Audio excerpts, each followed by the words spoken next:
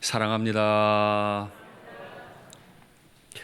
저는 지난주에 앞선 말씀을 가지고 무리를 보시고 불쌍히 여기시는 예수님에 관해 말씀드렸습니다. 우리 목사님께서 예수님께서 무리를 보시고 불쌍히 여기신 이유는 예수님의 눈에 보인 그 백성들이 목자 없는 양과 같아서 고생하며 기진하는 걸, 힘이 다 빠지는 걸 보셨기 때문이라 말씀하셨어요. 그리고 추수할 일꾼을 보내주소서라고 추수의 주인에게 기도하라고 하셨고, 그 기도의 응답이 바로 자기 자신이었다 말씀드렸어요. 오늘 그 기도의 응답이 어떻게 이루어지는지 확인을 하실 겁니다. 예수께서 그의 12제자를 부르사 12제자라고 특정해 주셨는데, 이 제자라고 하는 헬라어 단어는 배우는 사람이라는 뜻입니다. 그래서 먼저 여러분들에게 한번 질문하겠습니다. 마음으로 대답하십시오. 여러분들은 제자이십니까? 여러분들은 배우는 분들이십니까?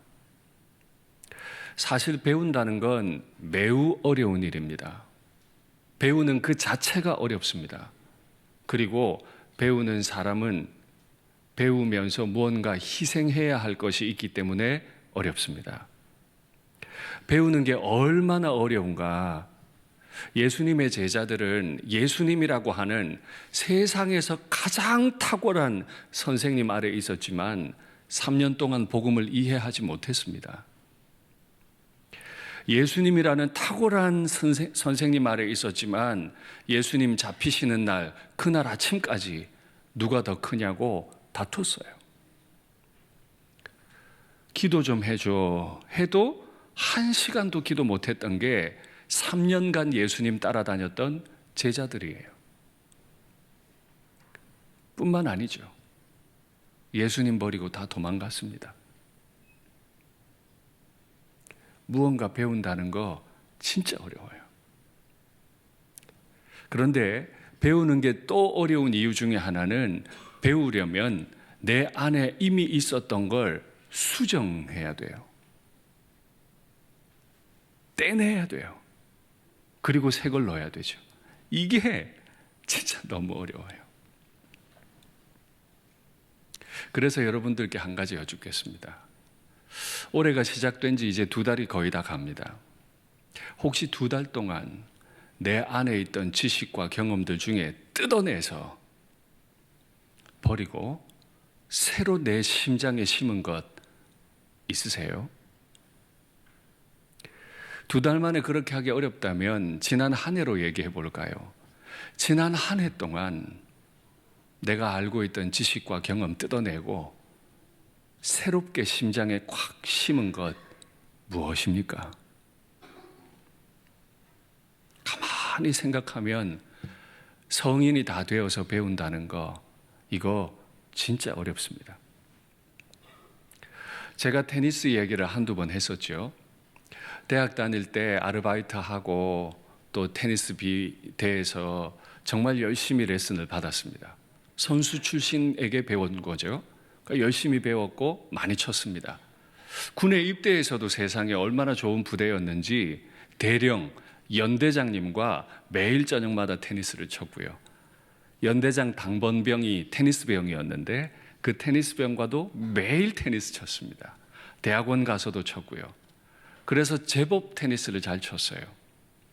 그리고 이제 일산교회에 부임하기 전에 제 마음의 생각에 일산 신도시에 사는 사람들은 굉장히 수준이 있는 사람들일 것이기 때문에 내가 테니스장에 가면 예수님 안 믿는 남자분들 전도할 수 있겠지 생각했어요. 그래서 한참 못 쳤던 테니스를 다시 좀 자세를 배워야겠다. 전도를 하려면 제가 테니스장 가서 게임에서 이겨야 될까요? 져야 될까요? 져야 돼요. 근데 못 쳐서 지면 상대를 안 해줘요. 잘 치는데 지혜롭게 잘 쳐서 져야 되는 거죠. 그러려니까 다시 모든 걸 갖춰야 되겠더라고요. 테니스를 배우려고 알아보니까 세상의 대전시 테니스 협회장께서 저를 가르쳐 주시게 됐어요. 저랑 몇 번 딱 치시더니 물으세요. 어디서 배웠어요? 이러쿵저러쿵. 그 뜻이 뭐겠습니까? 어디 근본 없이, 이런 뜻입니다. 그거 수정하는데요, 하루에 1200개씩 쳤습니다. 테니스 좀 치신 분들 하루에 1200개 공 쳤다 그러면 안 믿을 겁니다. 손이 탱탱 부어요. 그래서 늘 코치들이 하는 말이 있죠. 내가 가르쳐 주지 않은 대로 할 거면 혼자서는 연습하지 마라. 왜요? 습관이 나쁘게 들면 몸 다치고 실력 안 늘고, 고치는 게 더 어려워요. 아예 모르면 처음부터 제대로 배우면 되는데 고치는 게 더 어려워. 그렇죠? 진짜 어렵더라고요. 그거 자세 고치는데. 자세 고치다 보니까 완전히 못 치는 사람처럼 변해버려요. 제가 원래 쓰던 방식을 못 쓰니까 못 치는 사람이 되더라고요. 하나하나 저를 뜯어 고치는 게 보통이 아니죠. 테니스만 아닙니까? 모든 운동 다 그렇죠. 기본을 제대로 배워야 하고 고치려면 너무 어렵다. 그래서 예수님의 제자가 된다는 건 자신을 뜯어내는 수고가 아니면 제자 못 된다. 다시 묻겠습니다. 제자이십니까? 얼마나 뜯어내셨습니까? 그 12제자를 부르시고 예수님께서 귀신을 쫓아내고 모든 약한 것과 모든 병을 고치는 권능을 주시니라.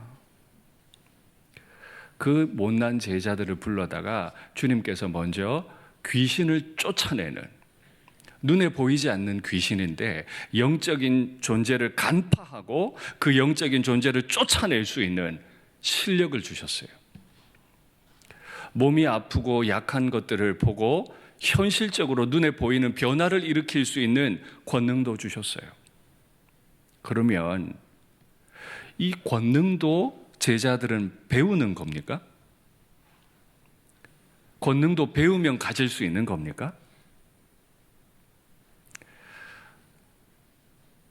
이 강단에서 사용하기 적절한 단어는 아닙니다만 무당이라는 단어를 아시죠? 무당에도 크게 두 종류가 있어요. 저도 배웠어요. 국문과잖아요. 국문과에 다 나와요. 두 종류가 있는데 학습무, 강신무, 두 종류가 있어요. 배워서 무당하는 사람, 신이 내려서 무당하는 사람. 예배 시간에 이 신 내렸다 하는 게 뭐냐를 길게 설명하기는 아주 어렵고요. 마귀가 그의 졸개로 부리는 악한 귀신이 조상이라는 이름으로 그들에게 임하는 거죠.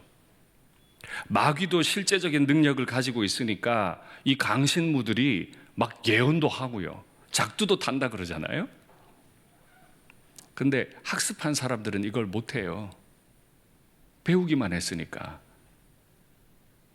다시요. 제자들이 가져야 할 권능은 배우는 겁니까?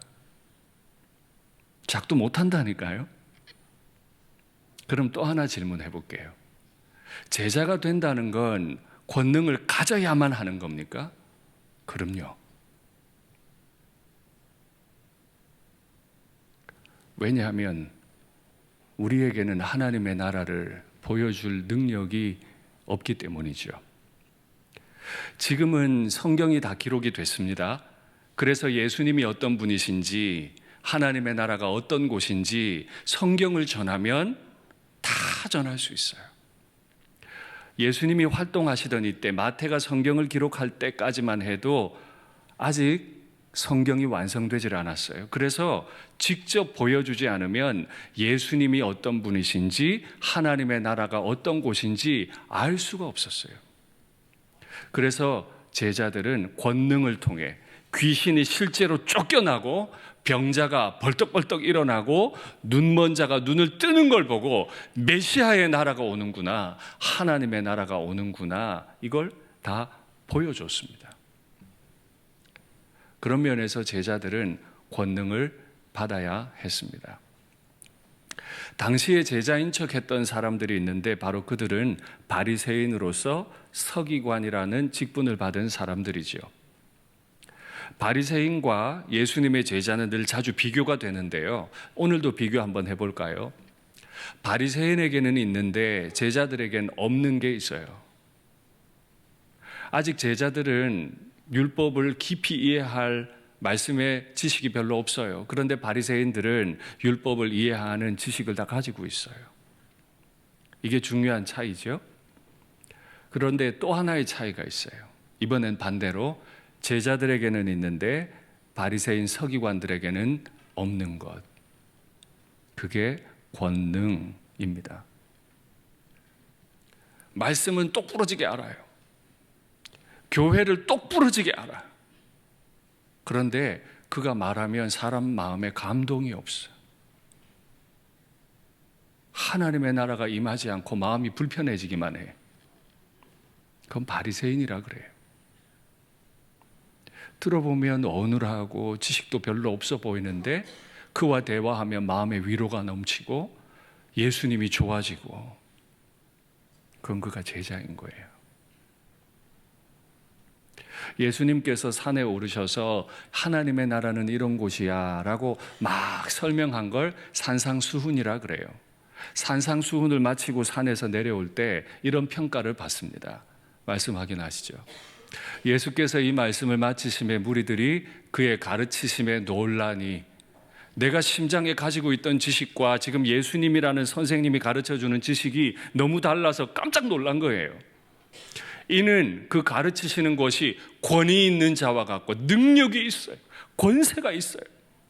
그들의 서기관들과 같지 아니함일러라. 서기관은 말씀을 줄줄이 외는데 이래야 돼, 많이도 말하는데 권위가 하나도 없거든요.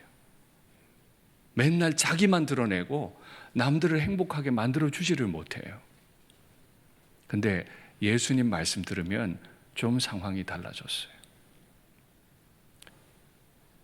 권능이 제자들에게 꼭 있어야 한다고 했는데, 권능은 배우는 게 아니라 그랬는데, 그러면 권능은 어떻게 가지게 됩니까? 주시니라. 권능은 배우는 자들에게 주님께서 주시는 거죠. 주셨기 때문에 이 권능이 필요 없어질 때가 되면 가지고 가실 수도 있어요. 간혹 우리는 이렇게 생각합니다. 저 목사님은 권능의 종이야. 저 목사님은 권능의 사자야. 저분이 40일 동안 금식하며 기도했더니 하나님이 막 은사를 주셨어. 아니요. 그런 거 아닙니다. 하나님의 나라를 드러내시기 위해 하나님이 그 사람에게 일시적으로 주신 거예요. 그리고 가져가세요. 요즘 그런 일들이 많이 안 일어나는 건 그럴 만한 믿음이 없기 때문이 아니라 성경이 완성되었기 때문이에요. 요즘도 선교지에서 복음 전하다 보면 죽을 병에 든 자가 막 살아납니다. 아직 성경이 번역되지 않았고 충분히 말씀이 전파되기 어려운 환경일 때 하나님은 하나님의 일들 하시는 걸 선교지에서는 종종 목격합니다. 그러니까 제자면서 주께서 불쌍히 여기셔서 권위 좀 주셨다고 내가 노력해서 가진 척 한다든지 지금도 그걸 가지고 있는 것처럼 하시면 제자 아닙니다. 그건 바리새인입니다. 제가 이 얘기 꺼내면 부끄러워하는 분들 많으시던데, 저 5년 전에 136대 1의 경쟁률을 뚫고 이 자리에 들어왔습니다. 대단하지요? 대단하잖아요. 다 총신 신대원 졸업생인데, 다 동문들인데, 똑같은 교수님한테 말씀 배웠는데 경쟁을 136대 1을 뚫고 들어왔으니 저 대단한 거 맞죠? 그러면 여러분들은 이 교회에 오실 때 몇 대 1의 경쟁률을 뚫으셨나요? 여러분들과 저는 클래스가 달라요. 경쟁 안 했잖아요. 저는 136대 1 경쟁 뚫고 들어와요. 클래스가 달라. 이렇게 생각하면 저 망합니다. 내가 능력이 있어 온 게 아니라니까요. 주님이 뜻이 있어서 내가 너를 일산교회 좀 써야 되겠다. 그럼 오는 거고. 이제 너 다 됐어. 하면 떠나는 거고. 그게 권능이라는 겁니다. 우리는 간혹 이 권능에 눈이 너무 많이 뺏겨요. 그거 자꾸 추종하고 따라다니죠. 그럴 필요 없습니다. 권능은 하나님이 필요하면 주시는 거고 필요하지 않을 때는 거두어 들이실 겁니다. 이렇게 배운 사람들에게 권능을 부어주시고는 그들에게 새로운 이름을 하나 더 붙여주시죠. 바로 사도라는 이름입니다. 그래서 12사도가 생기죠. 사도라는 헬라어 단어의 뜻은 보내심을 받은 자입니다. 배우지 않은 사람은 보내심 받지 못합니다. 작년 한 해 내 심장에 있던 거 뜯어내고 말씀 새로 갖다 붙이고, 이번 2달 내 심장에 있던 거 다시 뜯어내고 새롭게 말씀 받고 내가 주님 앞에 서지 않으면 그는 보내심 받지 못해요. 쓰임 받지 못해요. 아무리 담임 목사여도 중직자여도 내가 날마다 주님 앞에 서서 나를 뜯어내고 변화되지 않으면 그는 쓰임 받지 못해요. 일산교회 90년 자랑할 거 없어요. 지금 날 뜯어내고 있느냐, 쓰임 받고 있느냐, 그게 중요하죠.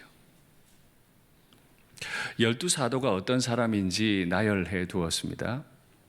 다 갈릴리 지방 사람들이죠. 이스라엘을 남북으로 3등분을 하면 가장 북쪽 지방이고 이스라엘에서 가장 총동네가 갈릴리.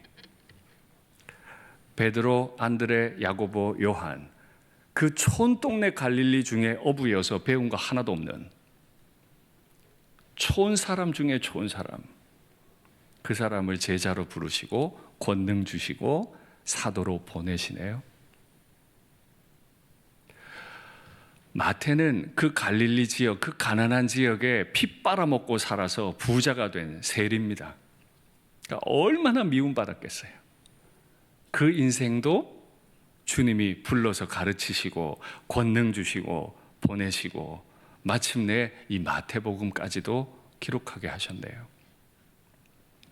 알페오의 아들 야고보, 가나안인 시몬, 가룟인 유다, 바돌로메, 도마. 우리는 이분들이 뭘 했는지 잘 알지도 못할 만큼, 이분들의 출신이 어딘지도 모를 만큼 이들은 한마디로 말하면 무지렁이들이에요.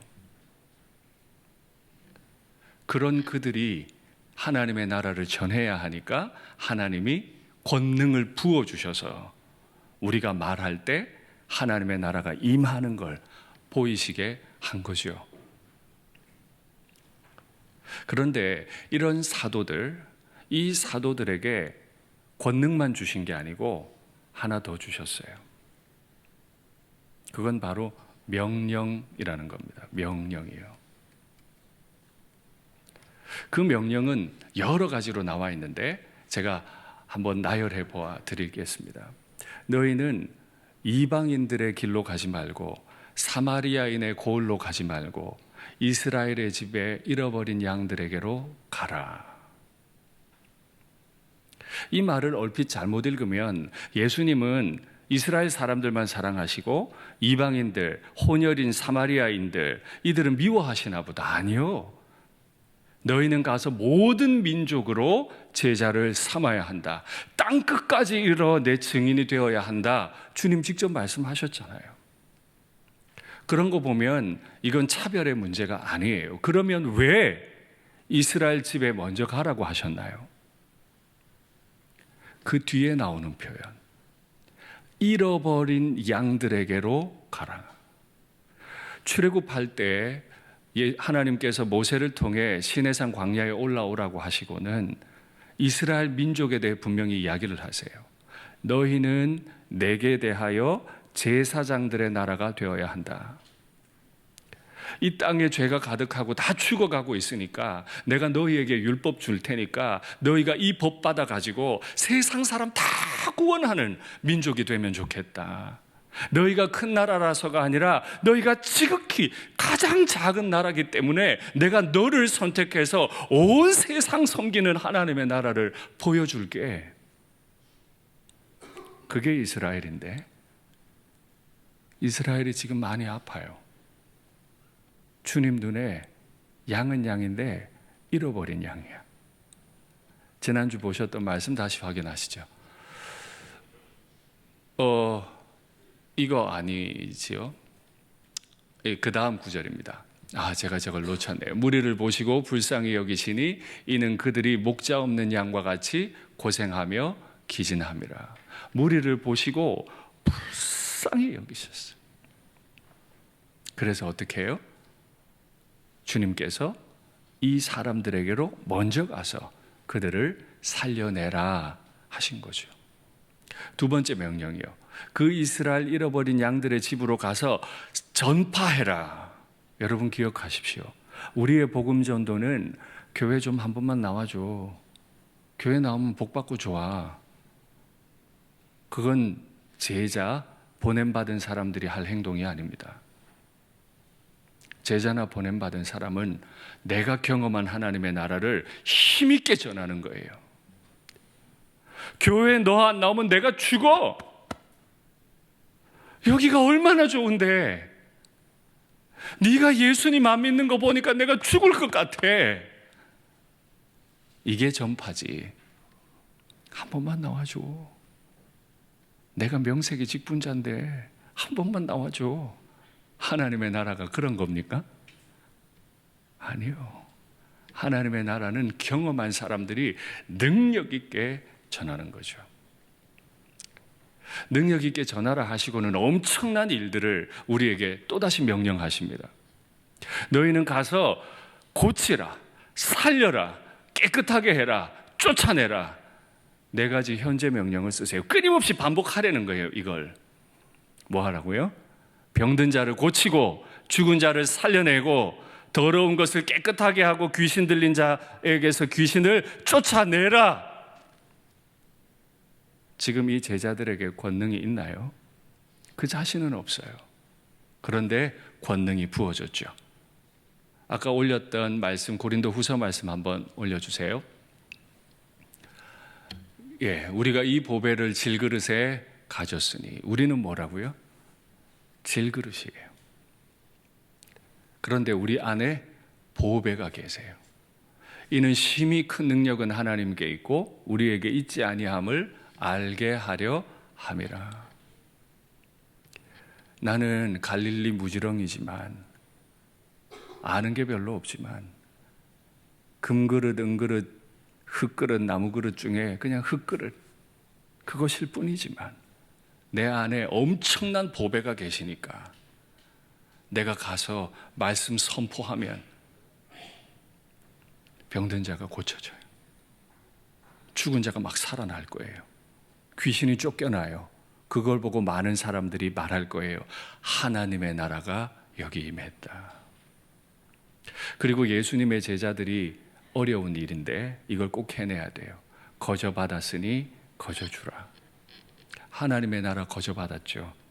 그런데 옛날에 많은 랍비들, 헬라의 많은 선생들은 돈 많은 사람에게 가서 그들에게 뭔가 지식을 전하고 돈을 많이 받았어요.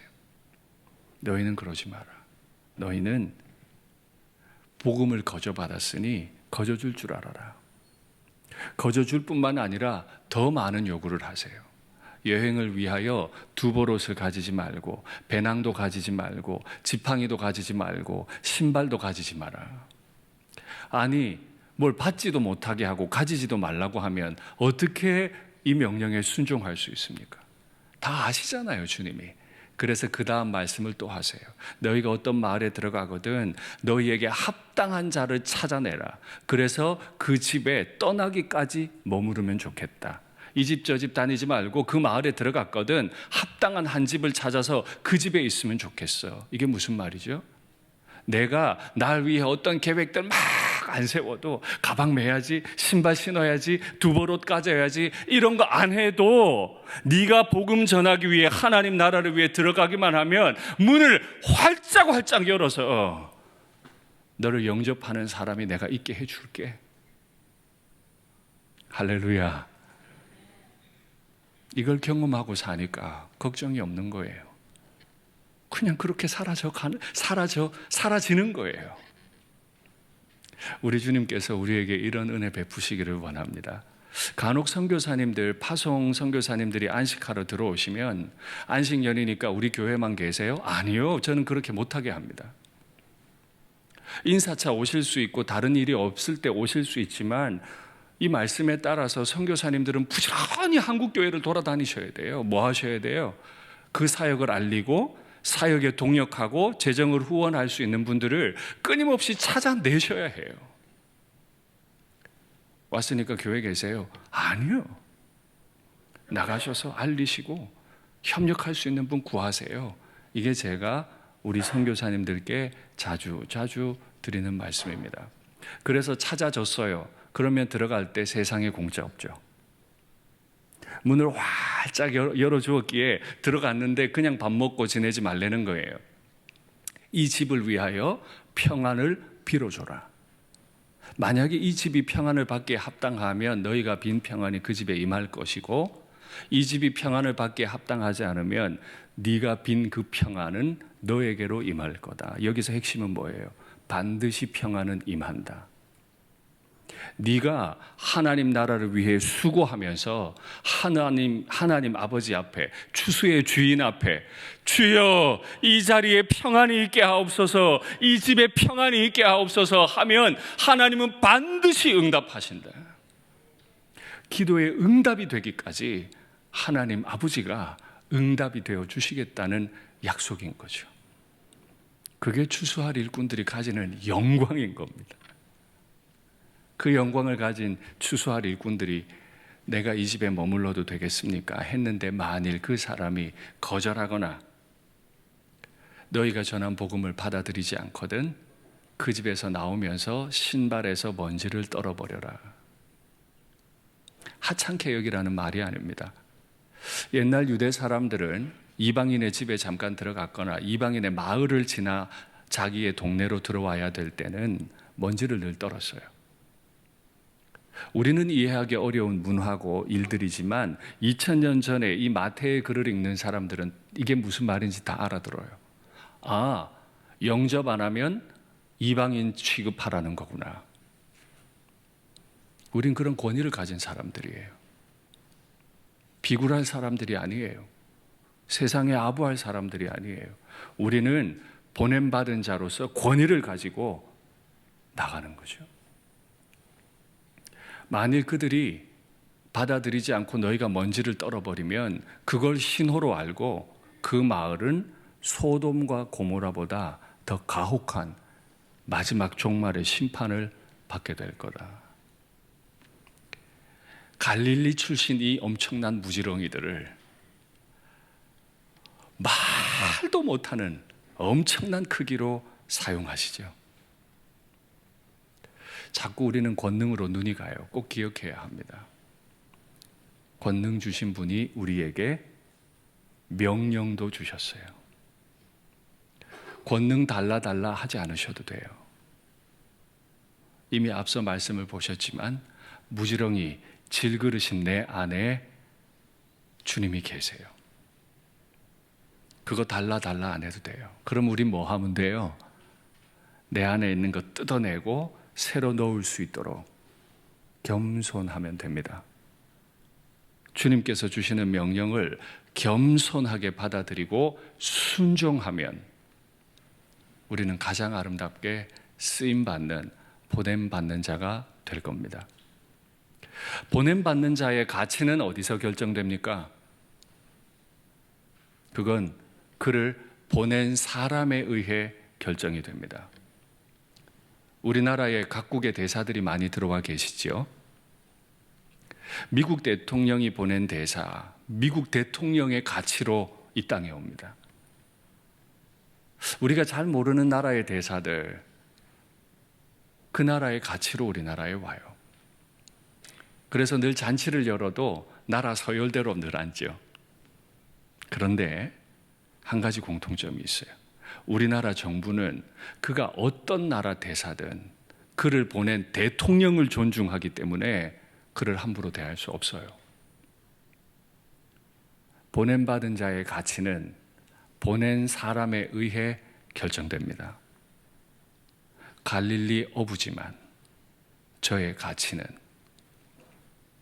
저의 안에 계신 보배이신 예수님에 의해 결정됩니다. 근데 이 가치가 어떻게 드러나죠? 나는 그런 가치 있는 존재인데 이 가치가 어떻게 밖으로 드러나요? 겸손하게 말씀에 순종할 때, 내가 대사야 아니고 난 대통령 아래에 있는 자야 할 때, 그때 그의 가치가 드러나듯 우리가 예수님 앞에서 겸손하게 그의 명령에 순종할 때 우리의 가치는 세상으로 드러나는 줄 믿습니다. 질그릇 같은 이 인생을 깨트려야, 날 뜯어내야 내 안에 보배가 밝히 드러나는 줄 믿습니다. 말씀을 맺겠습니다. 우리는 갈릴리 무지렁이들입니다. 예수님 없이는 아무것도 아니에요. 뭘 좀 안다고 말해보지만 다 나쁜 습관 들어서 하나님의 나라 못 드러내요. 다 다시 배우는 제자여야 하고, 이 제자들에게 주님은 그 자신이 우리 영혼 안에 들어오셔서 우리를 가장 보배롭게 사용해 주실 것을 믿습니다. 찬송할까요? 내게 있는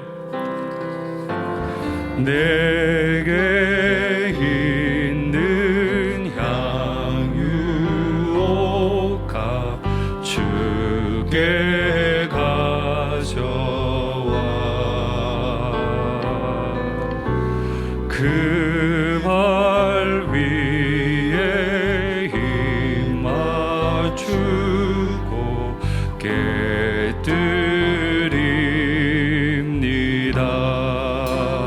나를 위해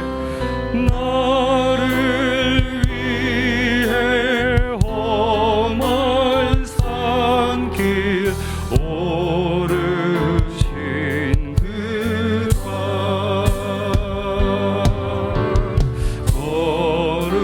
걸음마다 크신 사랑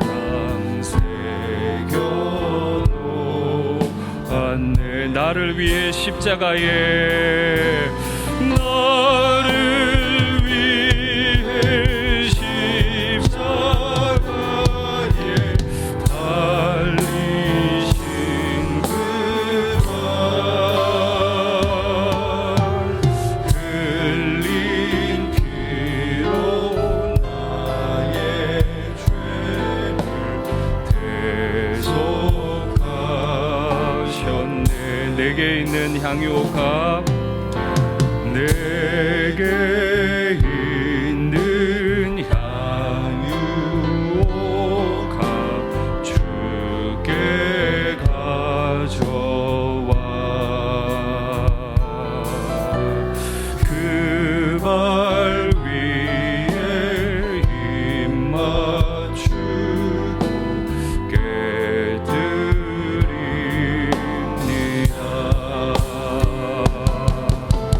주님 다시 이 땅 위에 임하실 그때 주의 크신 사랑으로 날 받아주.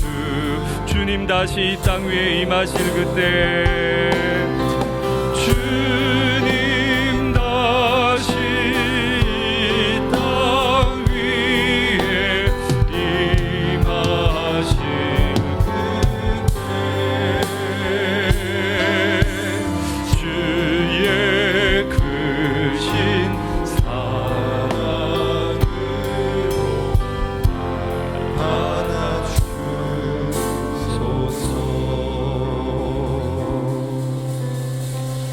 잠깐 눈을 감을까요? 제자는, 보냄받은 사람들은 자기를 잘 깨트리는 사람들이에요. 내가 깨어질 때, 이 질그릇이 산산조각이 날 때, 내 확신들이 다 깨어질 때, 내 지식과 경험이 깨어질 때 비로소 내 안에 있는 보배로 오신 예수님이, 그 보배가 드러나는 거예요. 내가 가정에 있든 교회에 있든 일터에 있든 선교지에 나가 있든 어디에 있든 내가 열심히 해야 될 건 날 계속 깨는 거예요. 그러면 내 안에 계신 보배가 막 드러나요. 그게 권능이에요. 내 안에 계신 주님이 막 드러남.